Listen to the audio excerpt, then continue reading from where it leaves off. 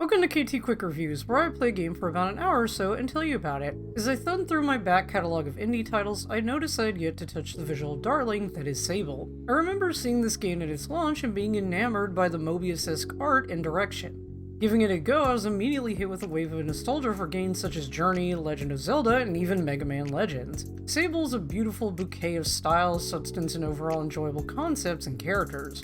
The vast difference in landscapes and terrain made every corner of the massive map a treat to explore.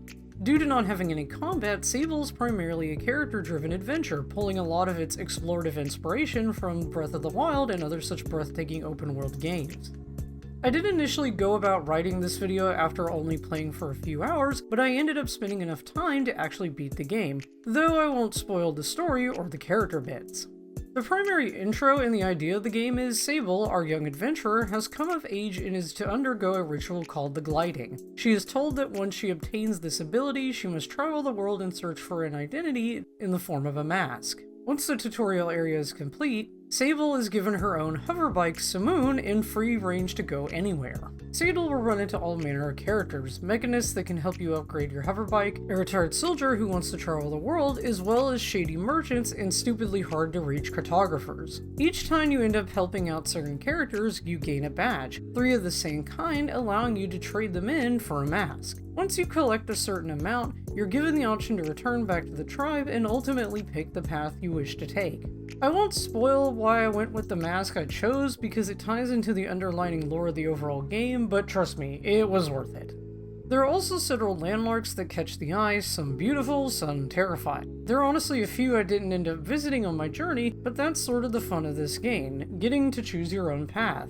So I keep gushing about how it is visually and thematically, but how is it in terms of controls or mechanics? Well, as I stated, Sable seems to take a lot of its inspiration from Breath of the Wild. There's a standard stamina system which affects your sprint and climb, but the one added mechanic that I absolutely love is the glide.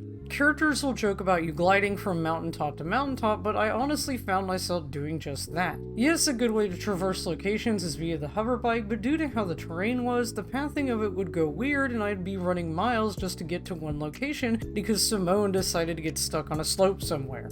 But it honestly didn't bother me. Some locations are often close enough to where you can run to them on foot, plus you get to take in a bit more of the scenery and smaller details. But yeah, now I gotta point out the most unfortunate part of this game, the performance. I played Sable on PlayStation 5, a very obviously meaty console that can run AAA titles with ease. So when I noticed the stuttering and harsh frame rate dips, it obviously made me concerned. Doing a bit of research, I realized this is also an issue for the PC version as well. And there's unfortunately never been a patch or a mention of one. There really aren't any workarounds other than trying to angle your camera in such a way to where you can get a smoother response, but this was only possible on foot. The sluggish animations are painful to experience, it essentially ruining the beautiful artistic tone the game is trying to present. I did eventually get used to it. I ended up just telling myself that the performance was going to tank and to just try and enjoy the experience. It's not the best outcome, but it's all I had. Is Sable a fantastic game? In terms of story and characters, yes.